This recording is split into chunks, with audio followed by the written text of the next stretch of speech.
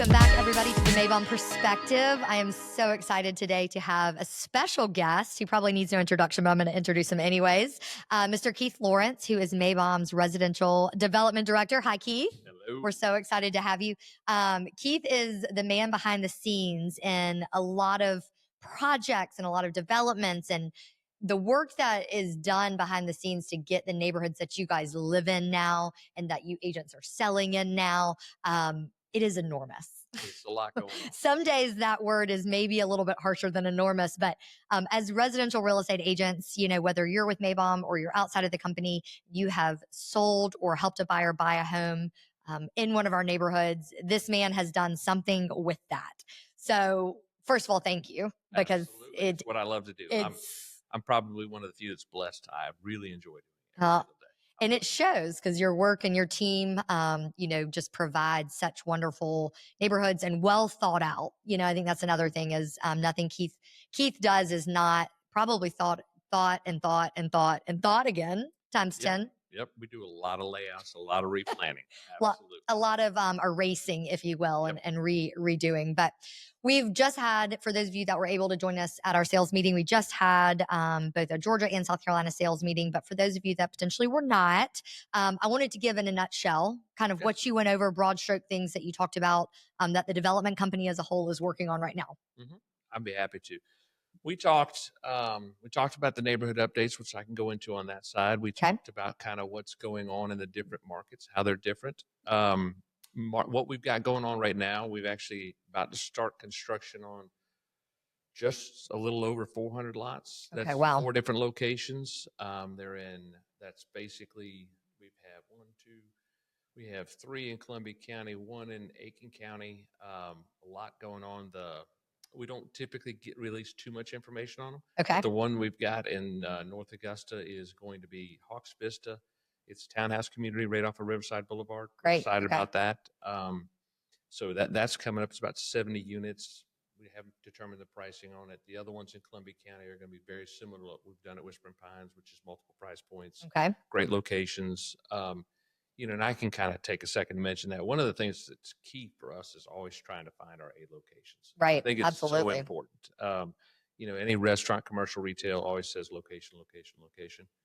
It's the same for us. We always want to develop the best neighborhoods, best locations, which means we may pass on projects. Yeah. I think if I could go through probably every project in Columbia County and we either looked at it, passed on it, or just didn't want to do it. Yeah. And so it's definitely the case. Market-wise, I think it's interesting when you really break down the different markets that are around us. You've got Columbia County, Aiken County, Richmond County, Edgefield County, and then McDuffie. That's kind of the ones that really surround us. Right. Okay. Going on. And they all have the little nuances on what you can and can't get done, what it takes to get it done, and their desire for growth. Obviously, I want everybody to want growth because that's what we do. Absolutely. Absolutely. You know, we can kind of we'll start alphabetically. If you look at Aiken County, Aiken County's really struggled with some sewer capacity issues. Okay. They've seen a tremendous amount of growth. I mean, they used to be Columbia County was the leader by about 3 times the building permits pulled. And that's flopped over to Aiken County. Okay. That's by design. We'll touch on that in the Columbia County side. But when you look at Aiken County, they just have had sewer constraints that have really come up because of the enormous amount of growth that they've had. They want the development. So you would say, so why don't you just focus all your efforts there? Right. So when we look at it, it's the entitlement or the zoning side is actually pretty easy, or less difficult, I should say. Sewer capacity, not having the sewer means you can't do anything. Doesn't matter if you have the best plan or not. But they are the most difficult and time consuming on the final platting side. And it's kind of unusual for us, but we paved Sanctuary 2 in July, August of last year. Last week, we just got the final plat. Wow. And that's what people don't understand. The process, you know, and we won't go deep down that rabbit hole and call any one entity out in the side that you have to deal with on the government. But there's a lot of different county and city and, you know, rules that have to be followed, but also processes. And we're one of many in line, in a queue, that have to get in that line to get approved. Absolutely. We're probably the best rule followers That's right. I like to hear that. I like to do. hear that. I'm a rule guy. I like to know. Our general counsel likes to hear that too. We follow the processes, and in Aiken County, we follow all the processes. We do the things, we turn it in, we follow the rules. It's just that they take every time they ask for information, it's 45 days. They take the entire 45 days. Whew. So you have 2 times that happens. That's 3 months. Right. And so that part is Aiken's challenge. Edgefield County, they've tweaked their zoning ordinance. They don't want the growth as much as they've had. Now, they have a lot that's entitled. I think you'll see Edgefield County will probably tick up on building permits this year, but they're choking that back down. But for us, we don't have really anything going in Edgefield County because the velocity has been less. Okay. Our goal is to do 40, 50 houses a year at a minimum, because we have multiple price points, and if we can't get the velocity, then we'll let somebody else be the leader on some of those areas. Okay. And that I can go ahead and hit McDuffie because it has the same constraint, which is that there's a number of neighborhoods. I think you'll see a pretty good bump in the building permits pulled in McDuffie County this year because of the neighborhoods they've got. Okay. But it's still yet to be seen whether they're going to get the velocity in the neighborhoods. Yeah. And so for us, again, so if you look at Edgefield County and McDuffie County, they are going to have the growth because McDuffie right now is just not seen as a new construction opportunity. Right. So when you're out there looking, your mindset is, well, McDuffie County is just as close as Aiken County from Columbia County, if not probably 10 minutes. A little bit closer, yeah. So when you look at it, you would think that McDuffie makes logical sense, but it's just I think Aiken's definitely has better retail commercial on that side, so it has some other draws that take you to it, and then Columbia County is by far the highest price per square foot for our builders to get. It's the highest velocities that we can get at our neighborhoods. But they just have tweaked some things lately in the last couple of years where they don't want as much growth. And I was talking to Mark Ivey about this, and he was saying basically they do want the growth, but they want it in large lots. Okay. So larger lots, meaning like larger homes. Right. So larger homes, more expensive homes. Okay.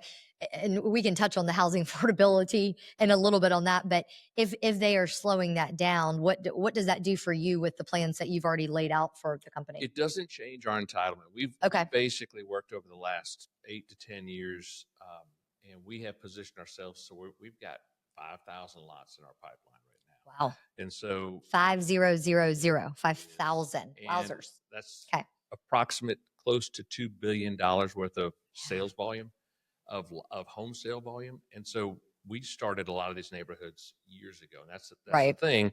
Most people don't realize that, it's not just a quick process from finding the land to start the development. And the next thing you don't just get the neighborhood out of there. Come on. I have 1, 2, 3 going right now that we have 7 years we spent on them, and we're still 2 years away from pulling the trigger on. Yeah. But that's the positioning that we do. When we find the right location, we know it's moving in that direction. We identify it. We work with landowners and try to get ourselves in there. And then the last one on that list was Richmond County. We talked about Richmond County has typically just suffered from the stigma of that the schools just aren't as good as other areas. And they have the magnet schools, which are fantastic. But you're obviously the average student it's not going to qualify for a magnet school.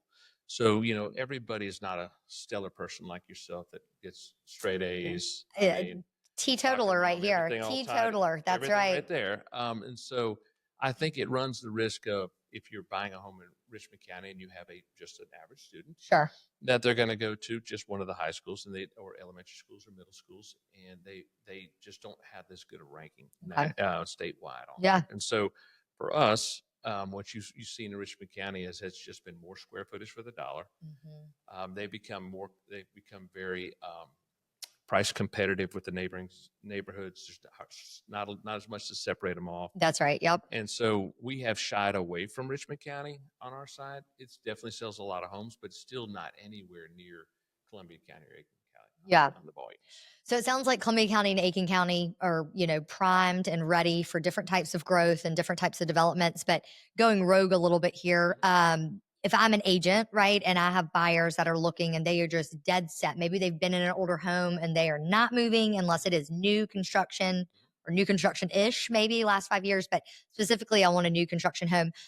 What are some things that would prime me as an agent it's my first time I'm going to represent somebody in a new construction sale. When I'm looking at neighborhoods, whether it's a Maybom development or not, what are some things that I should look for in the neighborhood? I was thinking about this and coming in here. One of the key things I think is look at what the appreciation has been in the neighborhood already. Okay, that's good. Okay. Good So start. one of the things we really pride ourselves in is in our neighborhoods, you can look at the appreciation values we have. We stick with the same builders. We make sure the square footage parameters are abided by. Yep. And so we've had huge growth. One of the neighborhoods, Whispering Pines, we sold a the first 3-car garage I think we'd ever sold was Oconee Capital in that neighborhood. I think it was 289.9.